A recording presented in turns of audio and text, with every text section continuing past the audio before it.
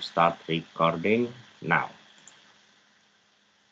All right, share application window. So let me show. So good morning, everybody. So we are going to start our course on bioinformatics, structural bioinformatics. So okay, this is kind of wrong. Should not be the bioinformatics algorithm. Okay. Structural bioinformatics. Okay, guys. Can you see the Talent LMS now? Yes, sir. Okay, good. Okay, so I think we have discussed so far until only I'm going to review a bit about what we have discussed so far. So I mean, in section 8, I have provided a lot of materials about COVID-19. I mean, if you guys want to know, I mean, it's not. I mean, you don't have to read everything if you are not going to prepare a manuscript on COVID, but of course, if you want to do manuscript in COVID, you have to do that. And remember to do the fault it, yeah. I mean, I forgot. I have to prepare the final exam, the submission for the fault it, because I have a lot of project going on, games going on to break down to the SARS-CoV-2 virus protein structure elucidation, and this is some structural bioinformatics research that I have done before in the past, and you can just take a look. And I think Aldino, especially, you know about this guy, Mrs. Fadila, yeah. Yes, I think sir. you know her well. So actually, we collaborate together in some random publication years ago about natural product chemistry. Okay, and then yeah, I mean the others are. I just want to to divert your attention for a moment in the section 8, yeah, because there are some materials there that you have to consider for your manuscript. And in the section 10, there are some narrations about drug development strategy. This is in bahasa Indonesia, but I think you guys can read it. I mean, if you guys foreigner, I think I have to prepare everything in English. But I mean, the class is still delivered in English. But I mean, if there are some materials that with other language that we understand together, so I mean, we can still use it as long as the language of instruction and discussion still in English. Okay.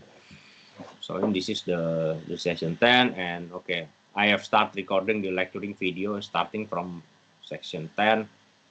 And then in the session 11, I put some information about computational models to design ways to treat COVID-19. Okay, and then now we reach the session 12. I mean, I did not put too many materials in here because we discussed about homology modeling in here. But in session 13, I think later on we are going to discuss about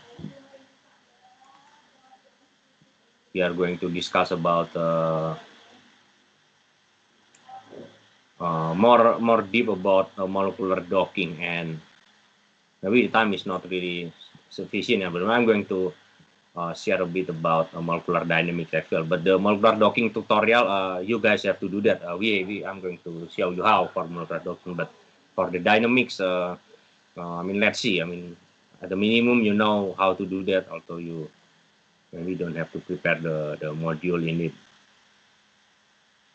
So because basically, wait, I think I have to prepare. Wait. This is my lab module number 12. I mean, this is for after the lecturing. Okay, so I think this pretty much all. Remember that, I mean, you can start reading. I mean, for the session today, I mean, it's kind of session 12 is not really that difficult. I mean, homology modeling is easy. The modules is very easy. It's definitely very, very easy.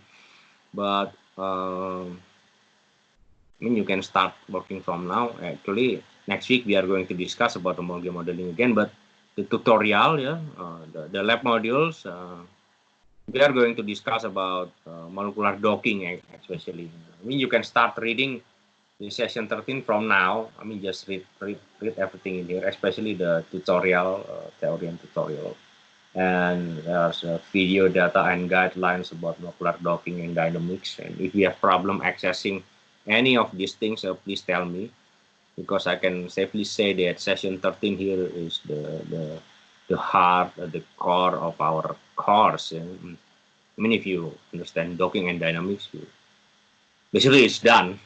Basically it's done.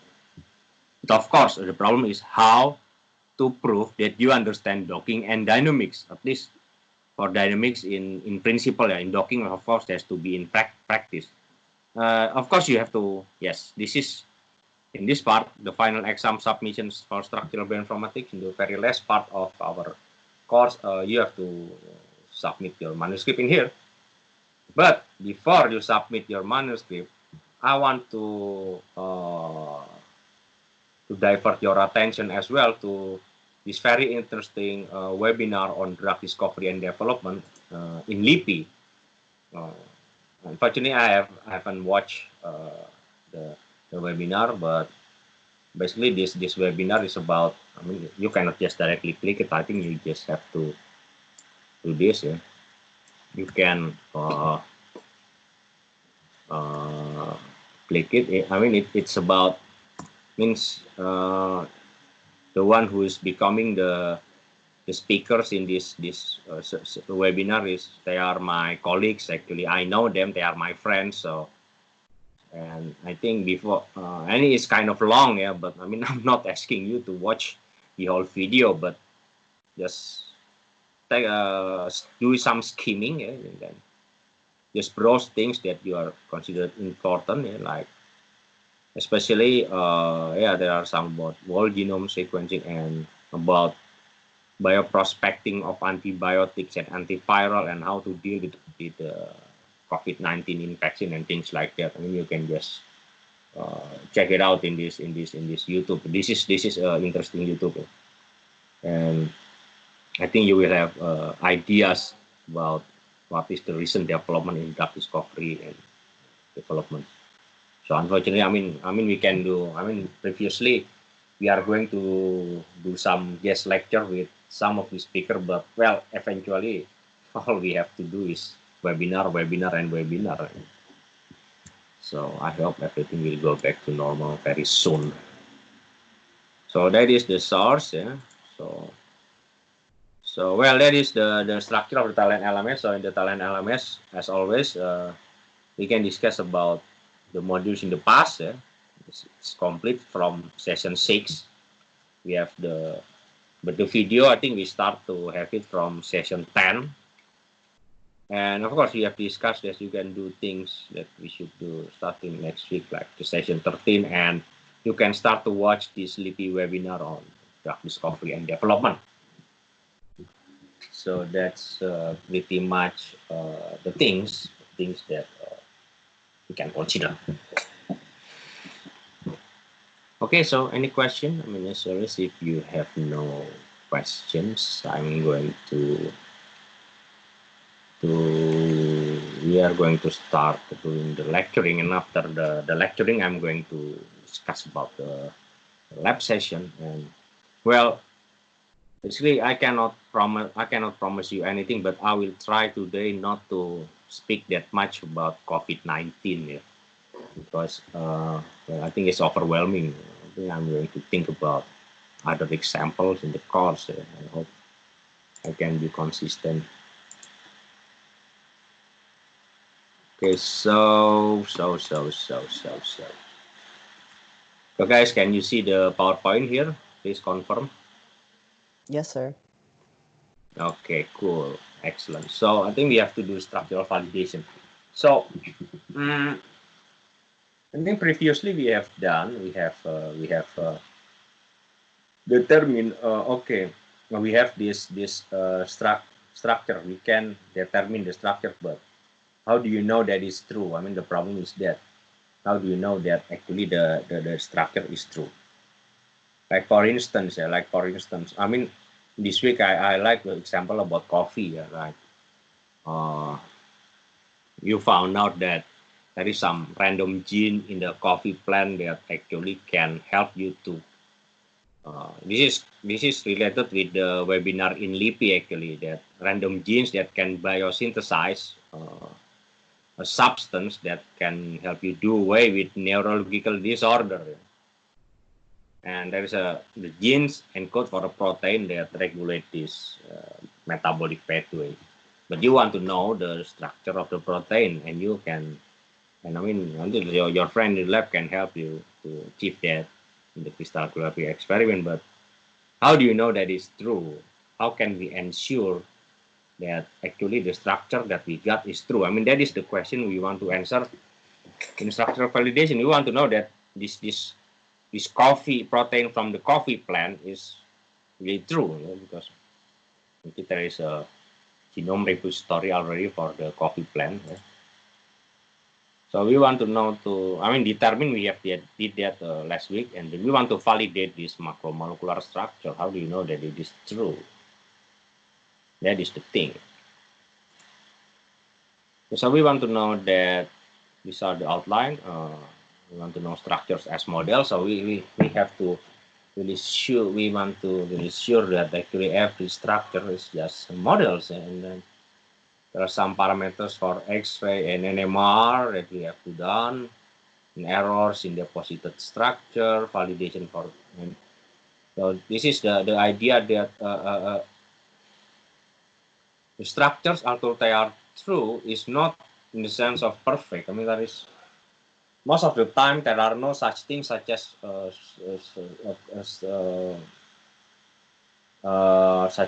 perfect structure like this structure, protein structure that you get from the coffee plant. Yeah, it doesn't mean that it is perfect. Okay, that this could help you biosynthesize drug candidate for neurological disorder, because I know that in coffee, beside caffeine, there are a lot of those alkaloid substance, and they are very rich in nitrogen, and well, they can help you. It is if it's rich in nitrogen, usually it can have some biological activity to our nerve. Okay, because if you are drinking coffee, you think that you can think that you are awake forever. I mean, if you're really drinking a real coffee like Ethiopian coffee or some very pure coffee from some remote area in Papua. I mean, Papua's coffee is very strong. That is because there is some alkaloid substance that make you arousing your nerve system. Okay, and why eventually this substance could be there, because there are some proteins, some enzymes that help synthesize this natural products. Okay, and this enzyme was coded by a gene, of course. That's why it's all related. Biosynthesis of this natural product is related to this protein, and this protein related to the gene. It's one whole package. I think you have somehow learned that in metabolomics. And we want to know the structure of the protein that do things like that. Okay, doing their things. Okay. Then we want to do the validation for protein nucleic acid and quality check. So the quality check is tools that we want to know that the structure of this protein protein structure from the coffee plant is really perfect. It's really the best. Okay. Structure as model. So remember that the result of any experiment is merely a model. So everything is a model. Okay. Because I have told you that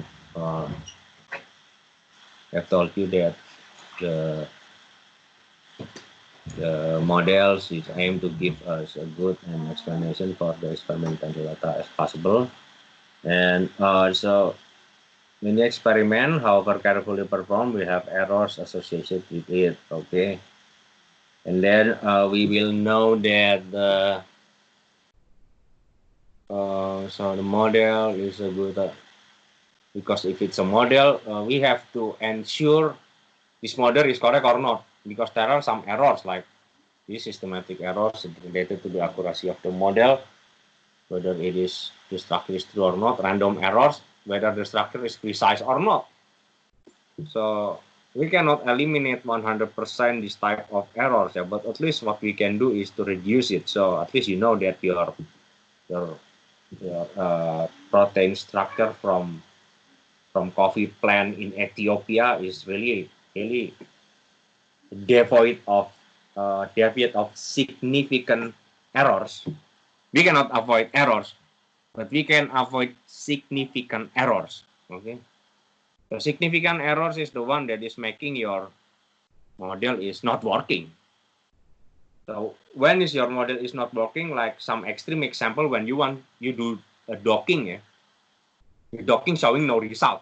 Okay, so that's when your model is not working at all. That is significant error. Okay, so we have to avoid that kind of significant error when you load your protein in the Autodoc software and it's not working.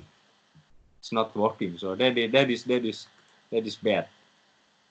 Remember, there are some models of X-ray. I mean, we have discussed about X-ray crystallography before. Remember that the X-ray crystallography still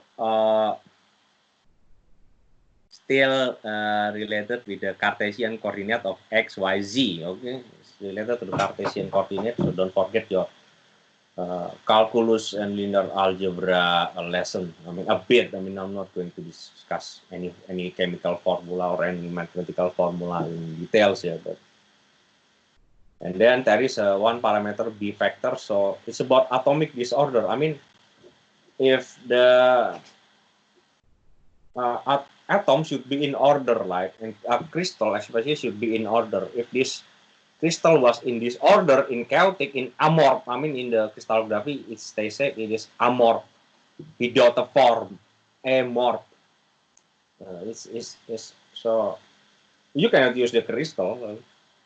And when you load the model into the Autodoc, into molecular docking software, you cannot dock the protein with any ligand, so it's a complete error. Okay, so we have to avoid that.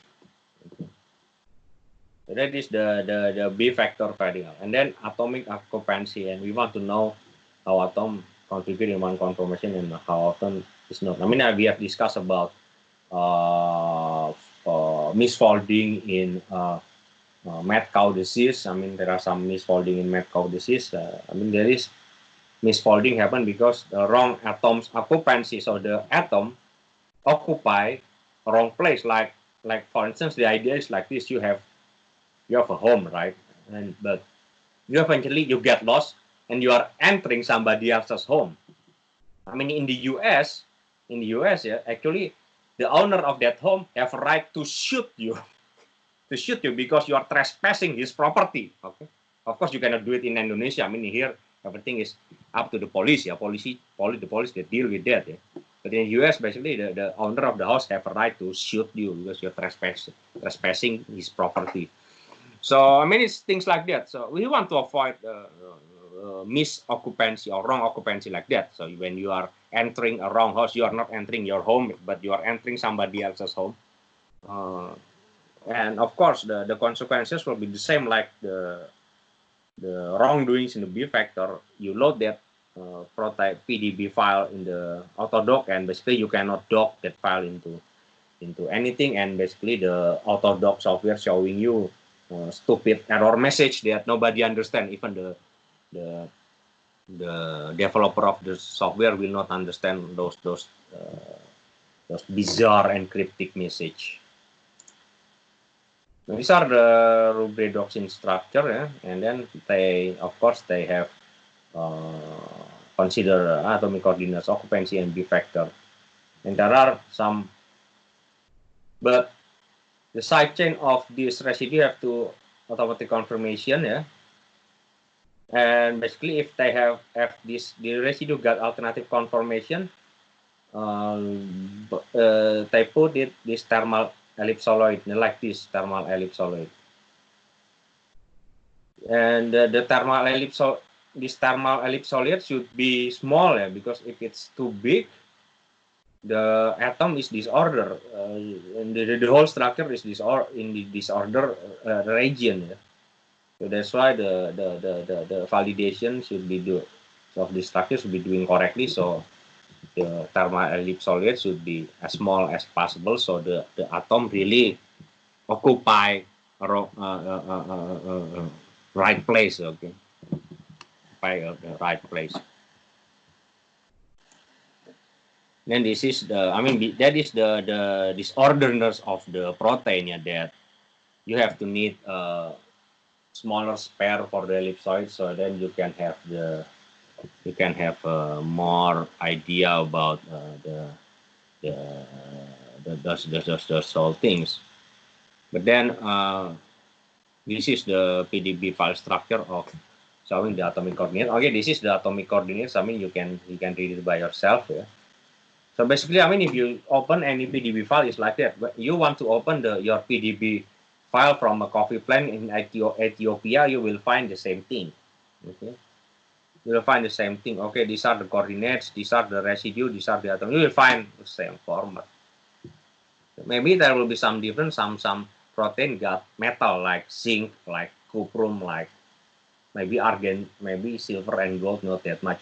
Like zinc or cuprum, and especially ferrum. Ferrum is iron. I mean, they will put the information in here as well. Okay, in this protein, like in hemoglobin, they have iron, okay, or ferrum. Okay. They will put it as well. Not only organic atom CHONSP, I mean, they are organic atoms, but of course, like metals like zinc and ferrum, iron. Ferrum is iron. Cuprum is copper, yeah. Zinc, will put it there as well. And these are the occupancy, and this is the B factor. So how the model from NMR?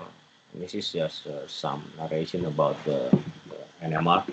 But I mean, the models from the NMR could be a lot, not only one, because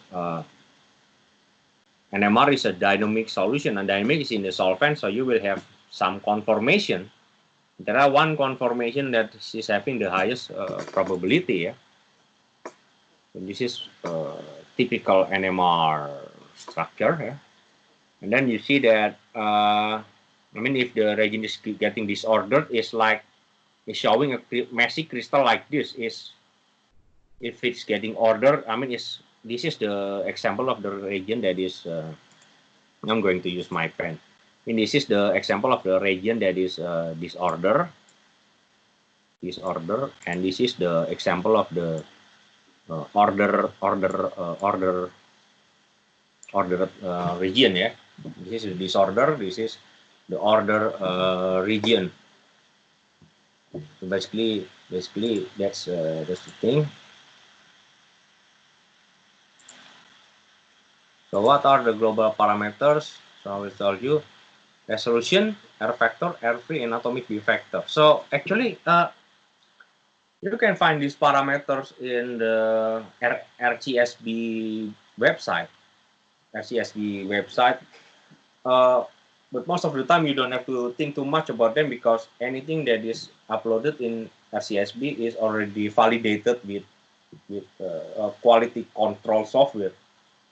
But before you upload anything into the RCSB website, the curator of the website will check these parameters of the PDB and then assess whether these 4 parameters is fulfilling the RCSB threshold.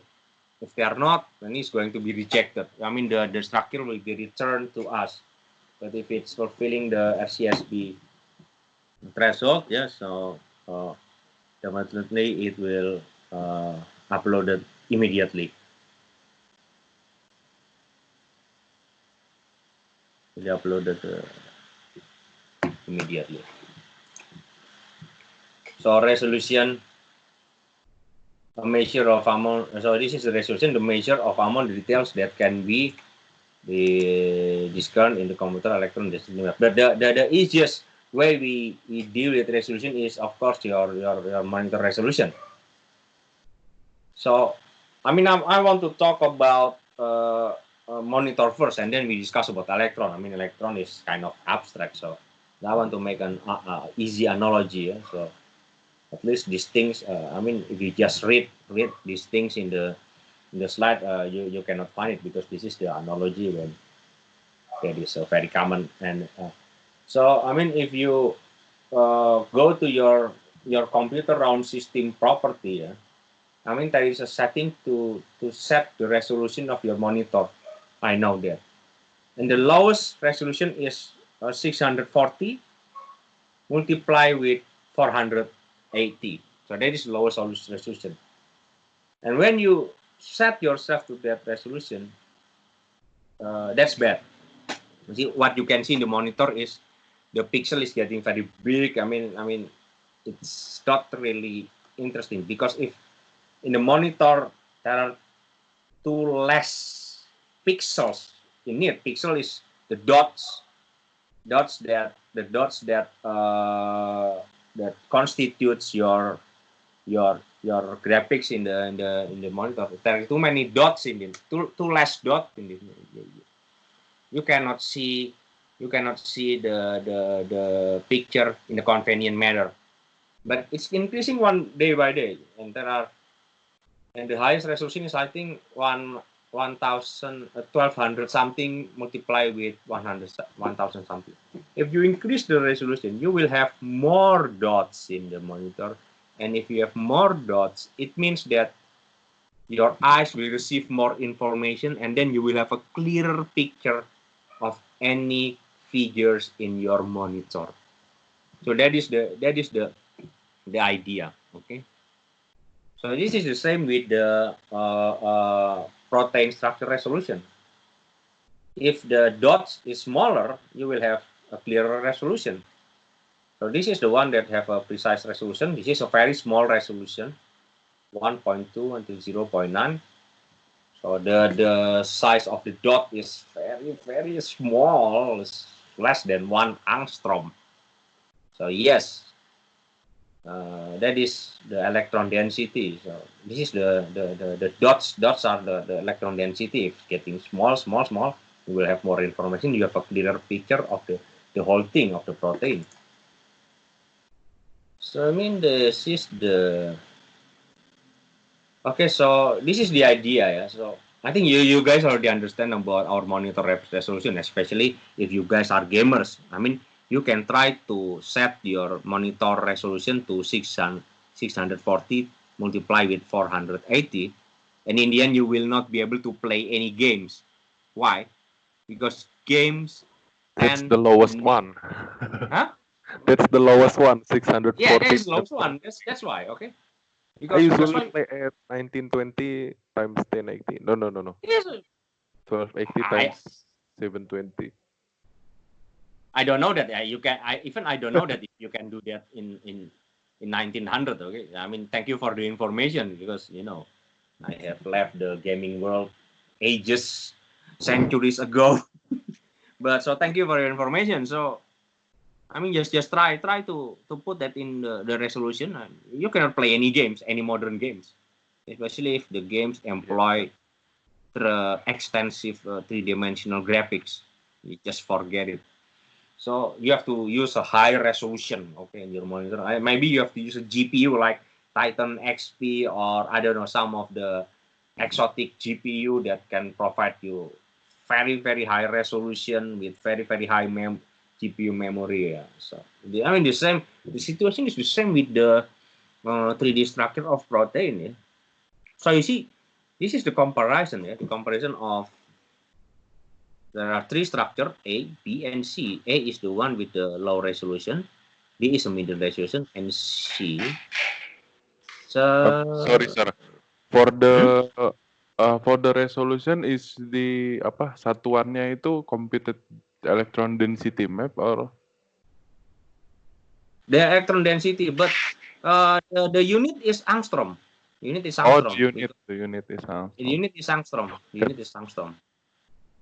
I mean, we always use angstrom every time. So this is how we can read it. Yeah. So you see, this is the one with the low resolution. This is low resolution. This one is the middle resolution.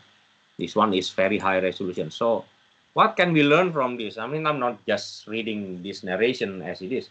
So you see, in the one with the low resolution, you don't have a clear depiction of the atoms Yeah, because this is a low resolution.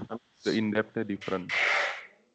Yeah, the depth. Yes, correct. The depth of the 3D shape is not that clear. I mean, you know that. I mean, you can compare in your monitor the figure with the low resolution with high resolution. Yeah. The high resolution is very. I think the analogy is quite And then similar, yeah, the B same. is getting deeper. I mean, the principle is like a computer game, right? It's getting Yeah, deeper, so- and this is even deeper, especially in this part. Yeah, that is very detailed. Yeah, this part is very detailed. Yeah, it's very detailed, and so on. So that is the idea of conducting the electron density. Oh yeah, please, I want to remind you about something. Yeah, please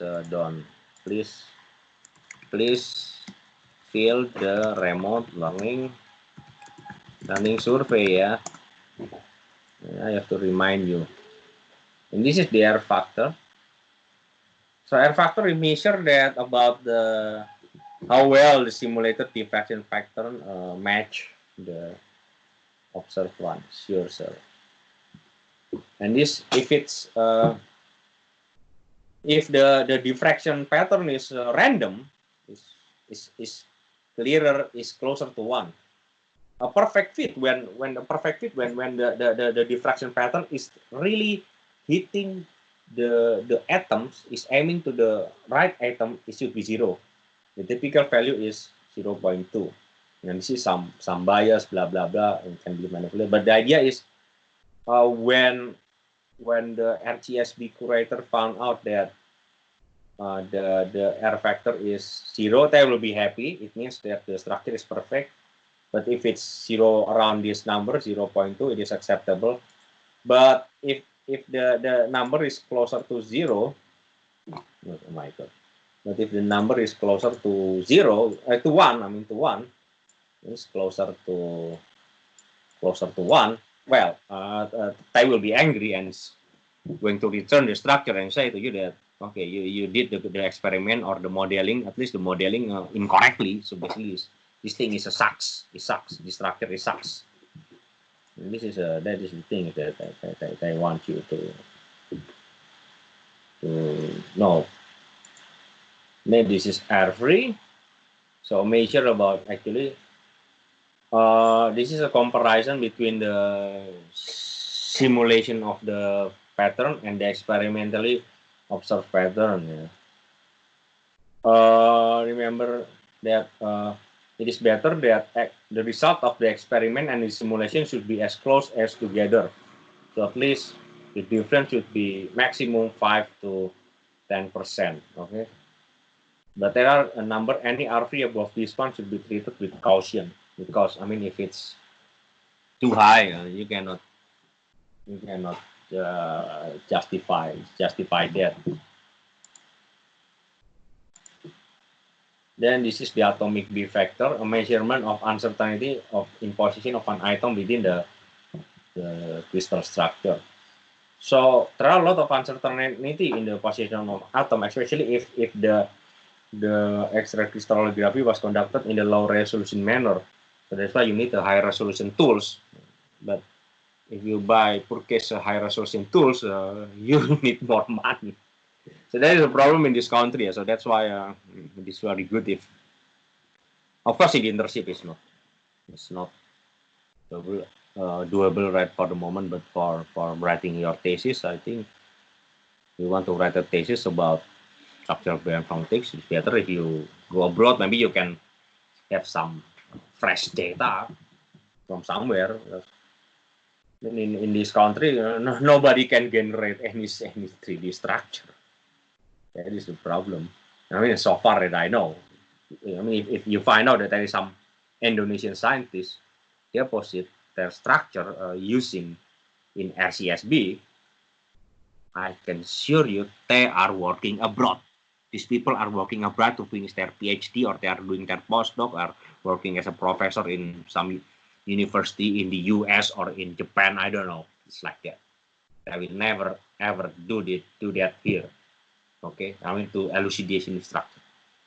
Maybe like if they want to provide a sample of this random protein from a coffee plant in, for instance, in Parahyangan, in West Java, they found there's a protein that could regulate the production of this natural product that have potential as mental disease drugs, neurological, some neurological effect. I mean, you can provide your sample to Japan, for instance, but that's all. I mean, you just provide your sample, and the Japanese lab will do the structural elucidation. It's always like that. You can ask my friends who's having, some of my colleagues that having PhD in protein crystallography, they will say the same. You cannot do the structural elucidation in here, but you can give the sample to other countries, and they will provide you the structure. But I mean, we are bioinformatician. I mean, we are not really care much about doing the experiment, but we need access to the most fresh and most valid data. And of course, you can obtain this access if you go abroad.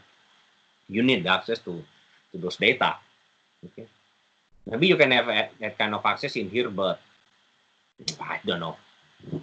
It's better to have that firsthand, right?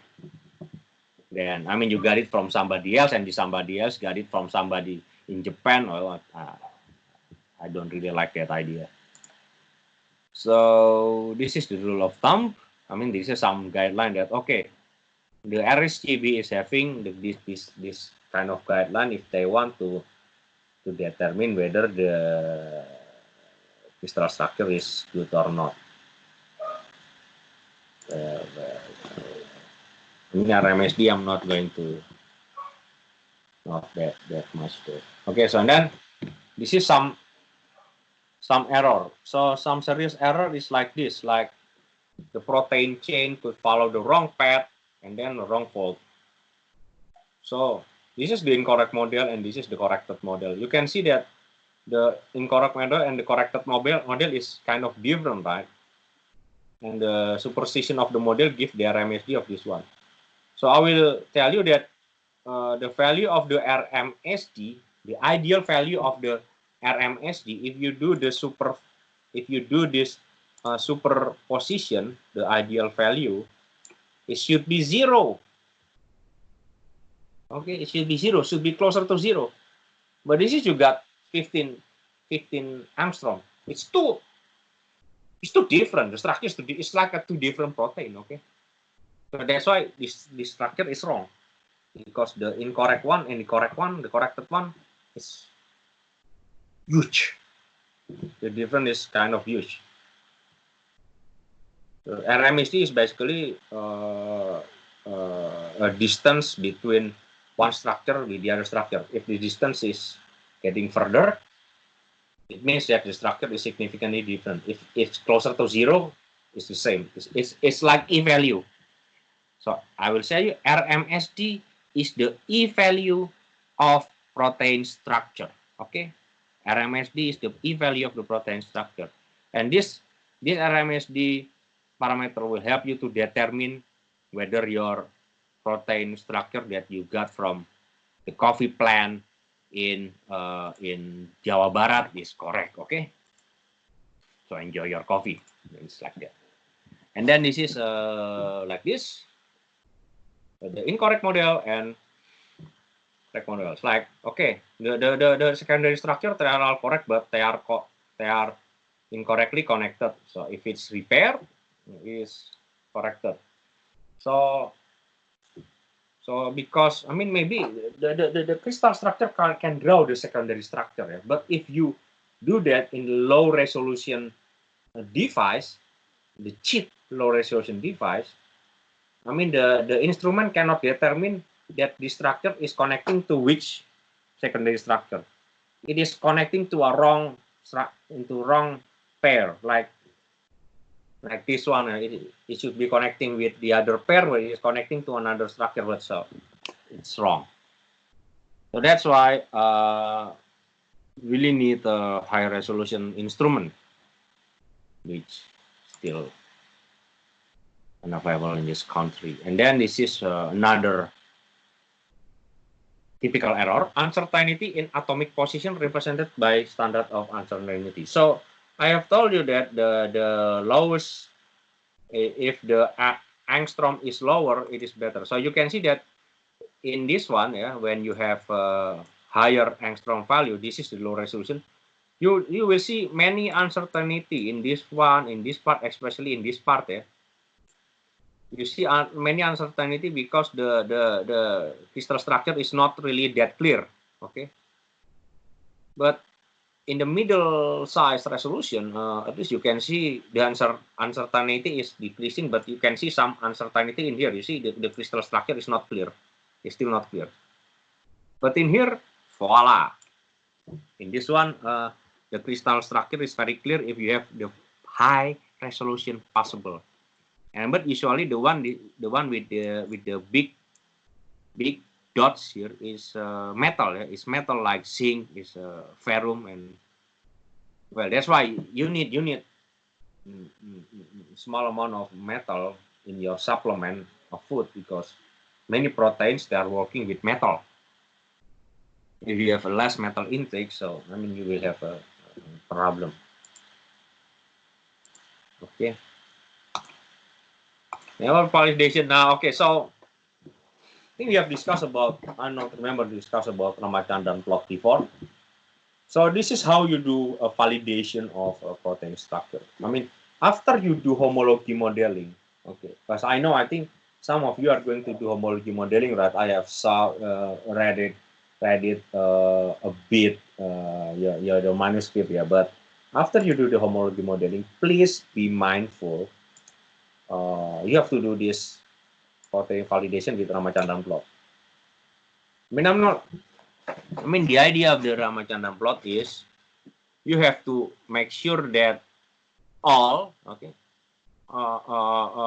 minimum 90% of your amino acid residue. Remember, minimum 90% of your amino acid residue should be in this island, this island, or this island. So there are 1, 2, 3, 4, 5. Five islands. I mean, there are some small island in here, but it is insignificant. But most of them should be in these 5 islands.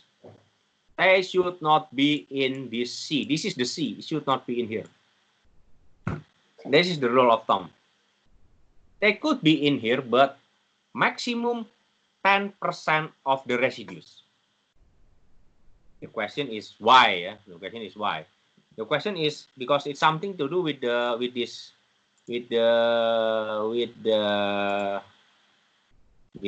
torsion angle, because you know the protein should have a correct angle. If the protein got the wrong angle, the wrong P and C angle, the protein will be unstable because of the steric effect.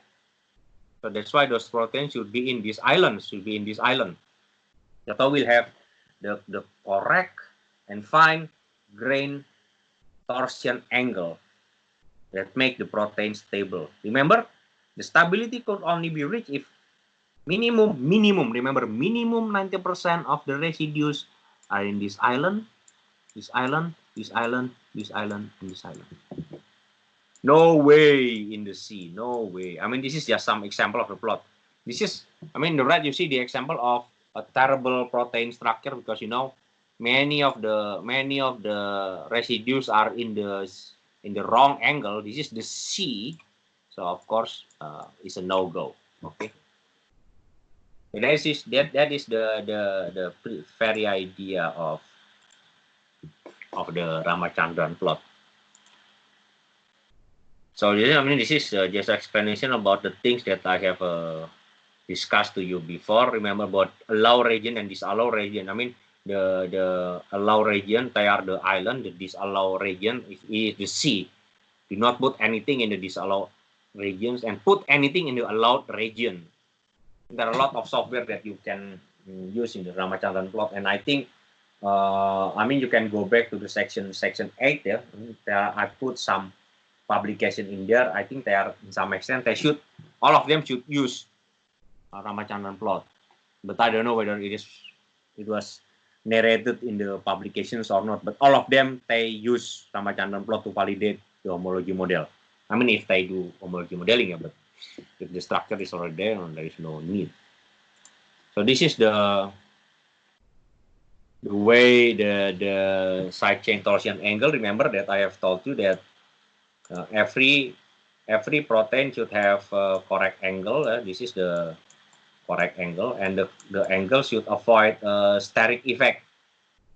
If the angle is wrong, I mean, steric effect happen, and well, I mean, the term in here is steric hindrance. I mean, steric hindrance and steric effect is the same in organic chemistry, but if the steric hindrance happens, well, it's the protein will be unstable. And then the idea is bad contact,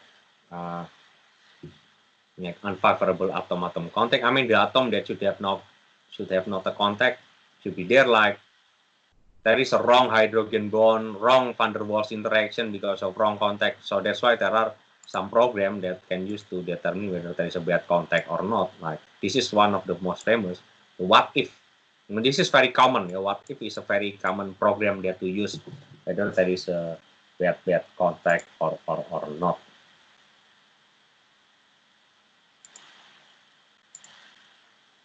And then, I mean, in nucleic acid validation, I mean, there are some things that you can do, but this is not really that common. Usually, you use nucleic acid as it is. I mean, this is one program, the HEADSA. I mean, the same, check the bond length, torsion angle, and some stuff. So these are the tools I told you. Project, what if, proof, and error. Now, project, this is for checking if it's, especially the most important is Ramachandran plot. Yeah.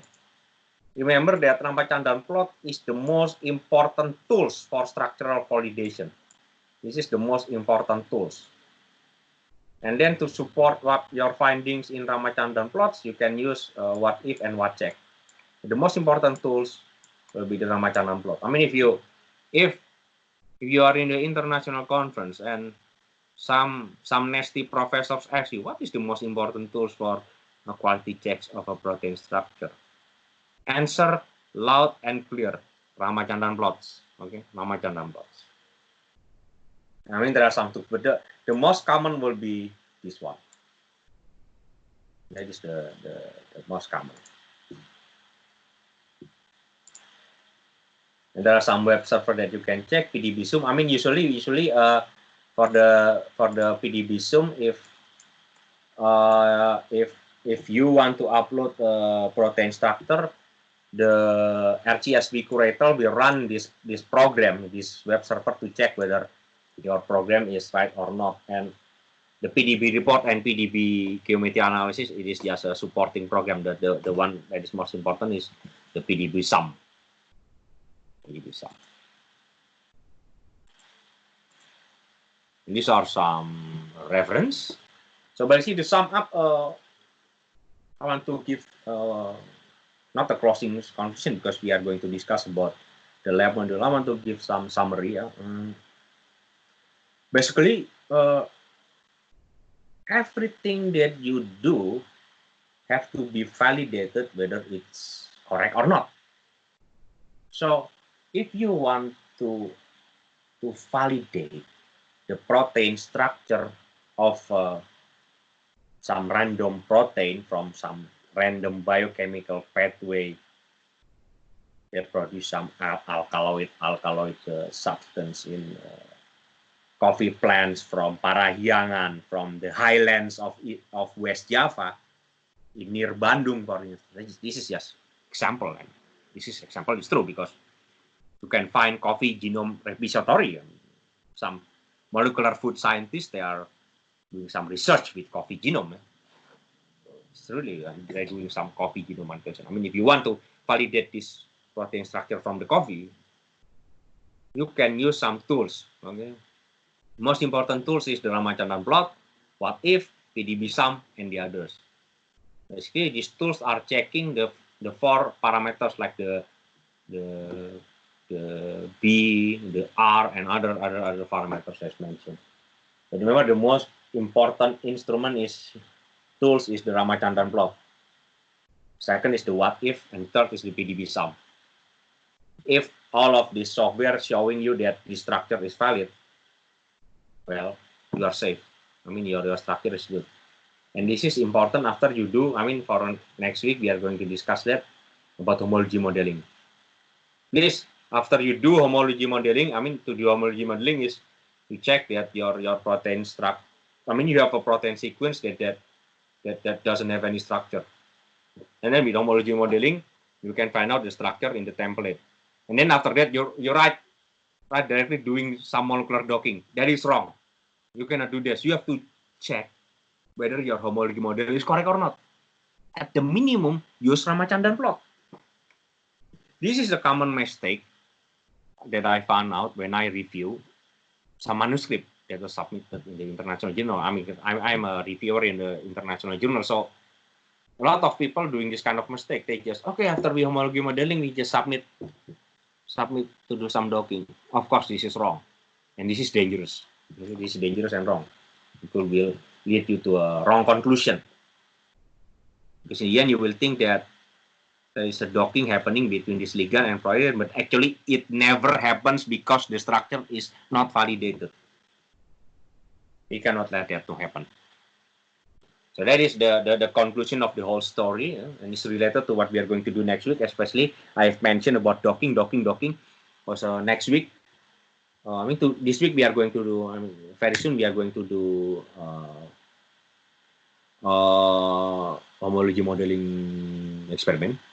But next week, I think there will be some theories about homology modeling and molecular docking. We are going to discuss two of them, especially the molecular docking, because, and maybe in molecular docking, I'm going to discuss that also in the session 14, because it is very important. Yeah? And because we have a lot of holidays, not actually holidays, you can procrastinate about this whole thing, especially about this docking and stuff. And remember that today, I'm not discussing that much about COVID-19 because it's boring discussing about coffee, because I don't know how many of you that are like coffee. I hope most of you at least like to drink coffee like me, but I'm reducing my coffee intake because it's not, eventually excessive coffee intake is not good for my heart, especially if you reach certain age. But I mean, you guys are still young. I mean, you can drink as much coffee as you want. It's very good. Especially, I mean, caffeine is good. Caffeine is always good. Okay. So I think that's pretty much for the theory. So I will jump into the, I mean, if you have any question, just feel free to jump in. Let me jump into the switch window. Lab modules. Okay, can you see the lab modules here? Please confirm. You see the lab modules, guys? Good. Yes, sir. Excellent. So here it is. So as usual, I need you to read it by yourself because you need to be very independent. This is the steps of the homology modeling. There are 8 steps from step 1. I mean, this is some happy phase, unhappy phase. I mean, unhappy phase if your step was conducted in the wrong manner. Happy phase when you got the model and conducted the whole things in the correct manner. And there are some files in there, but I mean, if you cannot find these files, I mean, you just contact me. But I'm sure that I have uploaded all the files in the Talent LMS because I have this bulk of repository that I put all the files for structural bioinformatics in there in the Google Drive. You can just download these files directly. These are, as usual, some website that you can use, or some question you have to answer about the template and the model. I have discussed a brief about the template, difference between the template and the model, and so on. But rotamers. These are the steps. The first step, you have to do BLAST to download the PDB. For instance, you have this sequence. You name the sequence with my beautiful sequence, and then you find out that there are some zone of sequence alignment. If the aligned residues is closer to 100, you will have less percentage of identical residues. I mean, this is the Sandel-Schneider homology threshold. You can implicate your own words about the plot, about alignment correction, how to correct the alignment. There are some application in here that you can do to correct alignment, and then you have to open Yasara as well. And then this is PIR. Is there some protein sequences in here? And then you do the backbone generation. I mean, you use the Swiss model. I mean, this is a very famous homology modeling application. But you can use the ETASR as well, or beta. I mean, some of our students in the upper cohort, they prefer to use ETASR. Like if you see some of the publication of the upper cohort, I know they are using ETASR. These are some protein structure, and when you do, and then you have to do the sequence alignment, loop modelings, and the side chain model. I mean, you just basically go through to all of these things, and then the seventh step is a model validation. You have to validate your model. Remember, with the WACHECK application, project. Remember, project, with project you can use it to determine the Ramachandran plot, yeah. And then the last step is iteration. If the model is bad in the end, after you found out that the model is bad, you have to repeat iteration. If you have to repeat back all of the steps, you see whether you did something wrong. Maybe you put the sequence in the wrong order, or there are some errors in the sequence, and so on. So yes, basically that's about it. Okay, so I will stop my recording. Sir, Yes, what? I just want to clarify whether we need to answer all the questions in the protocol or not, because based on my experiences on previous protocol is that not all of them are actually relevant to the topics discussed today. So what I've been doing on my previous lab report, so I just for instance, they want us to manually do it by handwriting or hand calculating or something gitu. But what I've been doing is just I try to find a web-based server that predicts. Yeah, no problem. I mean, predict the the way simulation you have, else, and then I try to implement it in the protocol. I mean, this is your advantage. I mean, if you can answer the questions, the important thing for you is to answer the question. I mean, if you can answer the question with a much better protocol, it's actually it's even better.